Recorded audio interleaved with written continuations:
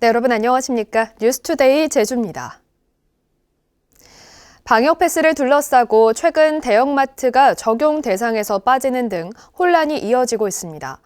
제주도가 도입한 제주 안심코드는 백신 3차 접종 정보를 인식하지 못해 도민은 물론 제주를 찾은 관광객들도 불편을 겪고 있습니다. 권혁태 기자가 보도합니다. 방역 패스가 적용되는 제주 시내 한 식당. 3차 접종을 마친 사람의 휴대전화로 제주 안심코드를 스캔해봤습니다. 하지만 안심코드 앱에서는 접종기간 만료라는 표시가 나타납니다. 방역 패스로 사용할 수 없다는 얘기입니다. 질병관리청에서 운영하는 쿠브 앱에는 3차 접종까지 마친 것으로 나오지만 제주 안심코드는 인식하지 못하는 겁니다. 현장에서는 혼선이 빚어질 수밖에 없습니다. 큐브로 또 보여달라고 하거나 아니면 나이 드신 분들, 자리에 착석하신 분들이 와가지고 다시 확인하고 또 하고 이러면은 어른분들이 화내시죠. 식사로 왔는데 무슨 검문하냐고. 이렇게 하시는 게 제일 불편해요. 여러 번 단속 시행과 유예를 반복하기는 했지만 방역 패스 도입은 이미 지난달 6일부터 시작된 상황. 제주도가 부랴부랴 안심코드에 접종 내역을 포함시킨 것은 지난달 24일이었습니다. 그러나 불과 열흘 뒤인 이달 3일 접종 후 6개월이 지나면 방역 패스가 만료되는 것으로 정책이 바뀌면서 제주 안심코드는 또다시 반쪽짜리 인증수단이 된 겁니다. 특히 전국에서 제주만 사용하다 보니 관광객들의 혼란은 더 심합니다. 도내에는 다른 지역에서 일반적으로 사용하는 QR코드 스캐너가 별로 없기 때문입니다. 제주도는 따로 저렇게 QR코드 찍는 패드가 잘 없는지 몰라서 지금 따로 깔아야 되나 좀 번거롭게 생각하고 있어요. 제주 지역에서 지난 3일 기준으로 방역 패스가 만료된 사람은 7만 5천여 명. 제주도는 질병관리청이 백신 접종 데이터베이스를 개편하고 있어 빨라도 설 연휴가 지나서야 관련 정보를 넘겨받아 제주 안심코드에 적용할 수 있을 것으로 보고 있습니다. 방역 패스를 둘러싼 정부 정책 혼란 속에 제주에서는 제주 안심코드의 백신 접종 정보 업데이트마저 늦어지면서 당분간 혼선이 이어질 것으로 보입니다. MBC 뉴스 권혁태입니다.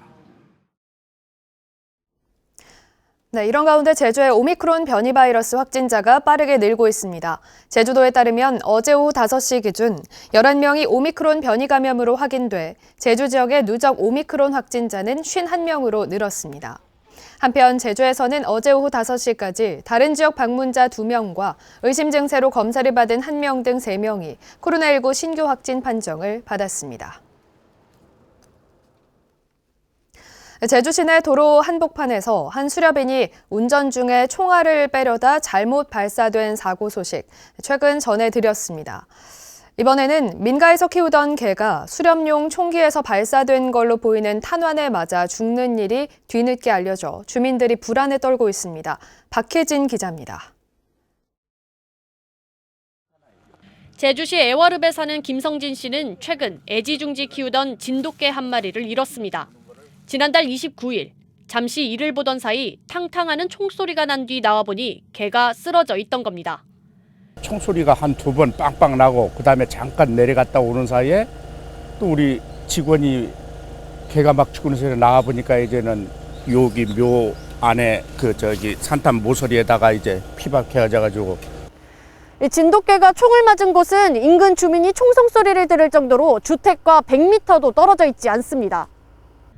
경찰은 죽은 개의 사체를 부검해 국과수에 의뢰하고 누군가 고의로 개를 쏘았는지 아니면 수렵인 총에 맞은 건지 당시 인근에서 사냥하던 수렵인들의 위치를 추적하고 있습니다. 도내에서 수렵이 가능한 지역은 민가와 도로, 목장과 관광지 등을 뺀 563제곱킬로미터. 하지만 안전수칙과 밀렵 감시는 경찰과 봉사자 등 4명이 일주일에 2번, 3시간 정도 단속하는 게 전부다 보니 언제 어디서 발생할지 모르는 사고를 막기에는 역부족입니다. 저희들도 인력이 한계가 있고 총기를 가지고 있는 사람이 순간적 사고이기 때문에 그 사람이 이 사람 사고를 하겠다가 내가 쫓아다닐 수가 없잖아. 제주도는 뒤늦게 대책 마련에 나섰습니다. 수렵장인지 아닌지 이렇게 정확하게 이게 규명이 안 되다 보니까 조금 이런 불미스러운 사고가 있는 것 같습니다. 그래서 저희들은 좀 더 정밀한 지도를 아마 제작하고 수렵관리 어플도 좀 더 보완해서. 하지만 수렵 허가 지역 인근 주민들은 불안할 수밖에 없습니다. 며칠 전에 총성 소리 들린 건 있었지. 수색 때 훈련소 있잖아요, 해경. 그 소린 줄 알았죠? 제주에서는 지난달 18일에도 한 수렵인이 시내 교차로에서 운전 중에 수렵용 총기에서 총알을 빼려다 발사되는 사고가 나는 등 수렵제계 한 달여 만에 안전수칙 위반 사례가 20건을 넘고 있습니다. MBC 뉴스 박혜진입니다. 제주도가 오는 10월부터 제주에서는 처음으로 수소버스를 도입하고 수소 충전 시설을 구축하는 등 그린 수소 도입 사업을 본격적으로 추진합니다. 그런데 이미 생산을 시작한 수소를 제대로 사용하지 못하고 있어서 활용 확대가 과제로 꼽히고 있습니다. 김항섭 기자의 보도입니다. 제주시 구자읍 행원리 해안도로 인근 부지입니다. 현재 설치된 태양광 설비를 다음 달부터 철거하고 풍력 발전기에서 나오는 전기를 활용해 그린 수소를 생산하고 저장할 수 있는 시설이 오는 10월까지 들어설 계획입니다. 이곳에 투입되는 사업비는 200억 원으로 설비 용량 3메가와트 규모의 수소 생산 기지가 만들어지게 됩니다. 이곳에서는 하루 200kg의 수소가 생산될 예정인데요. 생산된 수소는 수소버스 운행에 사용됩니다. 제주도는 오는 10월까지 제주시 2호동에 도내 첫 번째 수소 충전기를 설치하고 수소버스 9대를 도입해 시외 버스 노선에 투입할 계획입니다. 버스나 청소차의 모빌리티 기반으로의 수소로의 전환, 그 이후에는 도내 주요 산업인 1차 산업 분야나 숙박 분야의 수소 연료전지 기반으로 확장할 것까지 고려를 하면서. 하지만 이미 도내에서 생산된 그린 수소를 제대로 활용하지 못하고 있다는 지적도 나오고 있습니다. 전국에서 처음으로 제주시 한림읍 상명풍력단지에서 그린 수소 700kg을 생산했지만 연료 전지 발전과 자체 실증 사업 등에 사용했거나 나머지는 보관만 하고 있기 때문입니다. 전문가들은 생산된 수소를 적재적소에 활용할 수 있는 분야를 발굴하는 것이 중요하다고 강조합니다. 효율이 좋은 것들을 찾아가는 작업을 해야 되고요. 어느 파트에 수소를 하는 부분이 적당할 건지에 대한 검토들이 진행되면서 아마 적정화나 또는 최적화가 이루어질 것 같습니다. 생산 과정에서 이산화탄소 등을 배출하지 않는 청정에너지인 그린 수소 활용 방안이 제주도가 탄소 제로 섬으로 나아가기 위한 열쇠가 될 전망입니다. MBC 뉴스 김항섭입니다.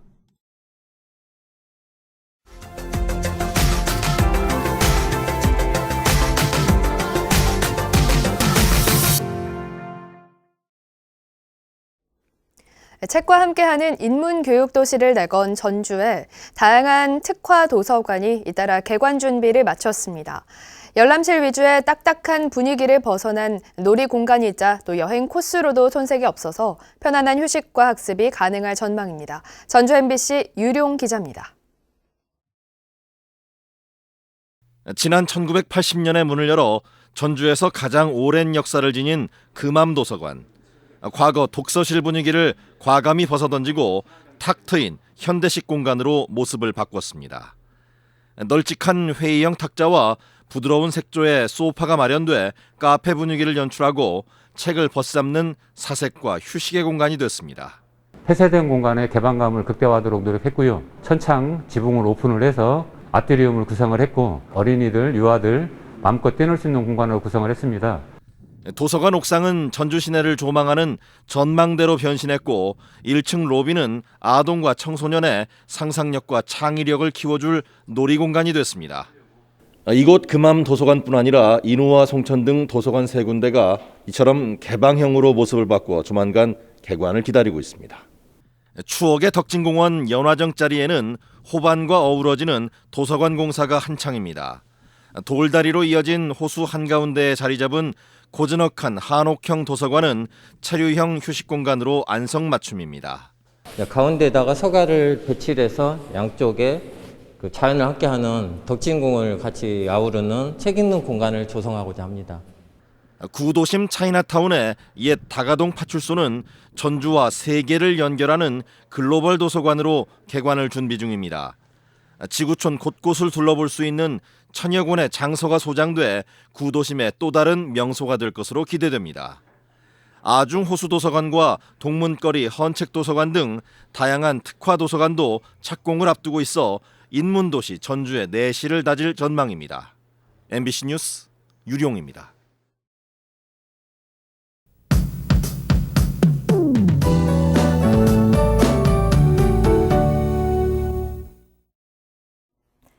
오늘 큰 추위를 뜻하는 겨울의 마지막 절기 대한입니다. 내륙 곳곳에 한파특보가 발효 중인 가운데 오늘은 어제보다 더 춥겠습니다. 제주는 낮 기온 5도에 그치면서 평년 기온을 6도가량 밑돌겠는데요. 따뜻하게 입고 나오시기 바랍니다. 아침 출근길 중산간 이상 지역에서는 빙판길도 조심하셔야겠습니다. 밤사이 내린 눈비가 얼어서 미끄러운 곳이 많겠습니다. 강추위는 내일 아침까지 이어지겠는데요. 내일 오후부터는 평년 기온을 회복하면서 추위가 차차 누그러들겠습니다. 오늘은 구름 낀 가운데 맑은 날씨를 보이겠고요. 찬 북서풍의 영향으로 공기질도 청정하겠습니다. 현재 기온입니다. 북부 지역 3도, 동부 지역은 2도를 보이고 있는데요. 체감 온도는 영하권을 보이고 있습니다. 북부 지역은 영하 2도, 서부 지역은 영하 4도까지 떨어졌는데요. 오늘 오전까지 찬바람이 강하게 불겠습니다. 낮 기온은 북부 지역 5도, 서부 지역은 4도에 그치겠습니다. 오늘 도서 지역도 하늘은 맑겠지만 낮 기온 4도 안팎에 그치면서 어제보다 3, 4도가량 떨어지겠습니다. 현재 제주도 남쪽 먼바다를 중심으로 풍랑특보가 발효 중입니다. 물결은 최고 4m까지 매우 높게 일겠고요. 그 밖의 해상에서는 물결이 2.5에서 3m까지 높게 일겠습니다. 주말인 모레부터는 큰 추위는 없겠지만 제주도에 비가 내릴 것으로 예상됩니다. 날씨였습니다. 네, 다음은 희망 2022 나눔 캠페인 성금을 보내주신 분들입니다. 아라초 최보민, 최보현 12만 9천 원, 애월읍 김응수 씨 10만 원, 제주중앙여중 강세희회 5인 2만 원을 보내주셨습니다. 성금을 받으실 분은 이달 말까지 제주사회복지공동모금회로 문의하시거나 제주은행이나 농협계좌로 보내주시면 됩니다. 고맙습니다. 제주 사랑의 온도탑 수은즈가 캠페인 시작 50일 만에 100도를 넘어섰습니다. 제주사회복지공동모금회는 2022 나눔 캠페인 모금액이 목표액 38억 8천만 원을 넘어 38억 9천여만 원으로 집계됐다고 밝혔습니다. 성금 모금은 오는 31일까지 계속되며 폐막식은 다음 달 3일 제주도청에서 열립니다. 올해부터 시행될 4.3 희생자와 유족 보상급 지급 준비 사업이 시작됩니다. 제주도는 제주시와 서귀포시의 전담팀을 신설해 사실조사요원 100여 명을 읍면동에 배치하고 보상금 지급 시스템을 올 상반기 안에 구축할 예정입니다. 또 군사재판 수용인의 명예회복을 위해 행정조사를 지원하고 4.3 평화공원과 유적지 개선 사업 등에 124억 원을 들여 희생자와 유족들의 명예와 피해 회복 사업을 벌일 계획입니다.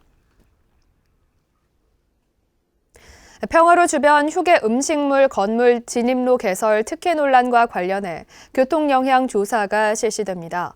제주도는 제주시 애월읍 유수암리 부근 평화로에서 업체 건물로 진입하는 도로 개설을 허가한 것과 관련해 한국교통안전공단 등에 맡겨 교통영향 분석 조사를 실시하기로 했습니다.